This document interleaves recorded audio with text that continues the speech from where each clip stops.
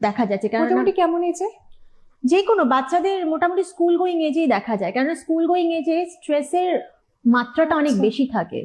তারাও বাচ্চাদের ক্ষেত্রেও না, তারা খুব একটা ভালো করে সেটা প্রকাশ করতে পারে না, তাদেরকে কত গুরুত্বও দেওয়া হয় না। অবশ্যই তাদের যে বিল্ডিং, মানে একটা যে স্ট্রেস বিল্ড হচ্ছে তাদের মনের মধ্যে, সেটা পারিপার্শ্বিক চাপ থেকে বলুন, বাবা মায়ের এক্সপেকটেশন বাচ্চার প্রতি, তার পারফরমেন্সের প্রতি, যে একটু পারফরমেন্স ঘাটলে চলবে না, সেটার একটা স্ট্রেস তার মধ্যে সবসময় বিল্ড আপ করছে। তার সাথে এক্সট্রা কারিকুলার অ্যাক্টিভিটিস তার রয়েছে পড়াশোনার পাশাপাশি।